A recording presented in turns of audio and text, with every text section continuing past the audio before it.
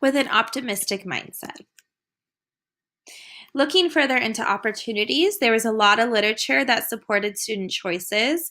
Miller found that students who make choices and provide opportunities for personal connections between students and work help to create an environment with strong social interactions between peers, and it increased student engagement and interest.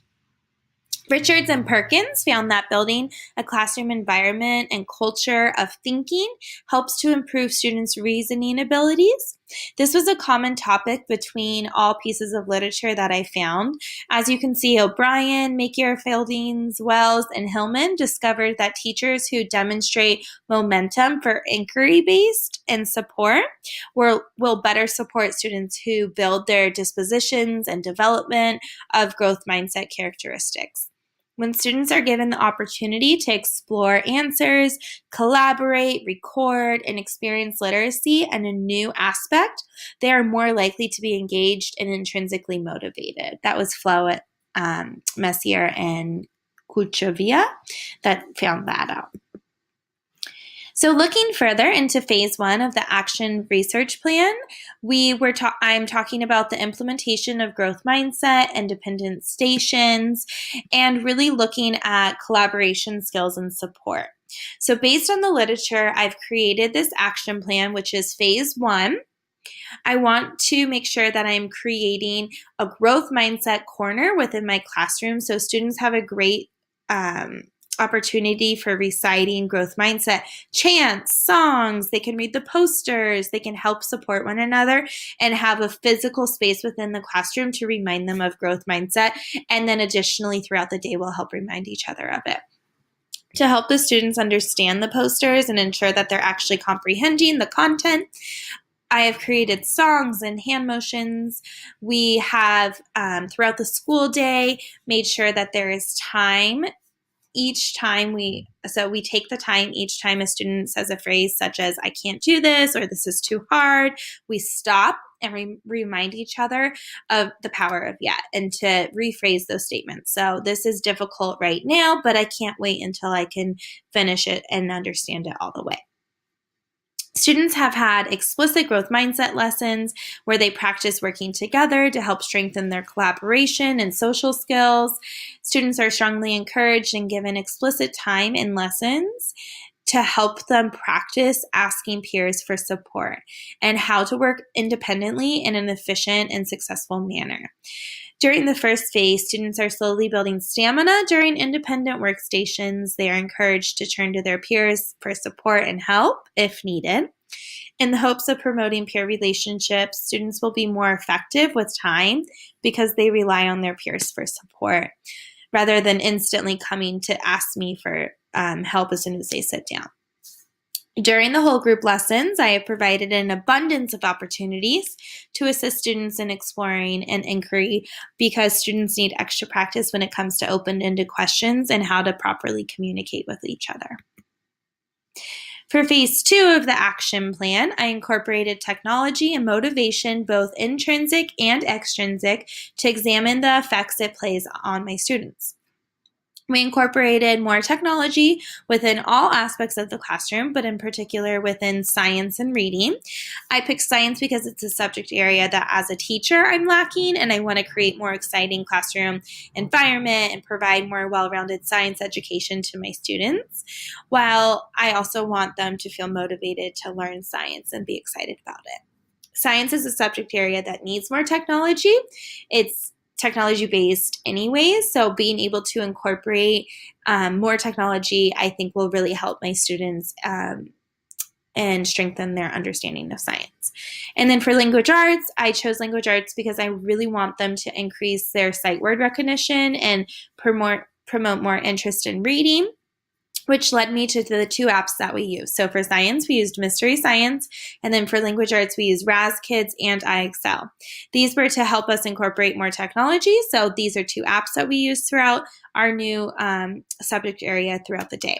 So for extrinsic motivation, students were asked what they would like their extrinsic motivation for the week to be. They can work towards their goals, and during each lesson, we taught students self-efficacy efficacy, intrinsic motivation, and we helped the students to recognize the importance of each lesson. Students were provided with more objectives. They were able to explain and then repeat the importance of each lesson, why it's important, and how it will assist them in the future. To collect data during these 2 phases, I used student input and class discussions with all 15 students. I reviewed the motivation rewards and kept a list of extrinsic rewards that were chosen by students to identify where they were more motivated. Additionally, a list of intrinsic reasons were recorded and closely examined to better understand why students were motivated in completing the lessons. And then finally, my daily observations were made amongst all of the students, and I made sure to record any conversations that I overheard, the peer relationships, the growth mindset that I was hearing amongst the students, and then their interest in technology. The original plan was to host individual student interviews with an age-appropriate questionnaire, but due to the age group and the challenges that I had during the quantitative assessment, I altered the data collection to be a class discussion with all students. So I read the prompts to my students. We provided opportunities for each other to act out the answers. We did a little bit of role playing. They were all open-ended questions, which allowed responses from all my students. The questions were, if I am working on my daily 5-word workstation and don't know what to do, who should I ask? Where should I look? And what should I do? Number 2, what is the power of yet? Number 3, yesterday I heard my friend say, this is too hard. I can't do this. What is wrong with this statement?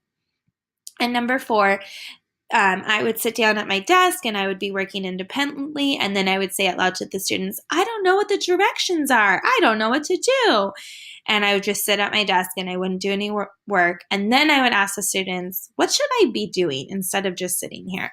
And they would help answer these questions and act out and show me. The results of phase 1. So the major takeaways from the class discussion were students were more efficient with independent work. The biggest change that I really noticed as their teacher was the ability to get started on assignments right away. They were able to listen to the directions, then sit down and get started. The students have developed more social skills with peer relationship strategies to support peers by asking questions and then requesting help. They were able to work as a team. I still hear comments of students saying, I can't do this, or some type of negative statement. So I will continue to support a positive mindset and provide opportunities for the students each day to continue to practice growing their positive and growth mindset. Extrinsic motivation and reward lists were picked at the beginning of each week by the students to motivate them to work towards their fullest potential and practice social skills, growth mindset, and other work habits. The students were already provided with extrinsic rewards, so these are not really new options, but rather I wanted to analyze the top choices by the students to see if they were altered throughout phase 1. Extrinsic motivation was closely monitored to ensure that students did not rush through their work. I continuously checked and I went back and I'd work with the students and made sure that they would really complete all of their activities to eliminate the possibility of finishing first to earn the reward. Each student is given free choice time at the end of the day to build and practice those social skills, so the students always know that they will have that extrinsic motivation sometime throughout the day. Observation was a useful tool because I examined students' peer relationships and their ability to turn to one another for assistance. The results showed that many students complained about not being able to complete tasks, but yet they were not willing to ask for peer assistance. After many teacher reminders and assistance, students eventually began altering their view and would turn to their peers for assistance. Students need to continue to work on growth mindset. They need to practice and implement more strategies to help alter their brain to really understand and believe in the power of yet. As a teacher, I need to allot more time for students to practice inquiry skills and develop those higher order thinking skills. Allowing students to deepen their thinking takes a lot of time and practice, but for many assignments, I did not plan accordingly, so in the future, I'll make sure to do that so the students can practice those skills.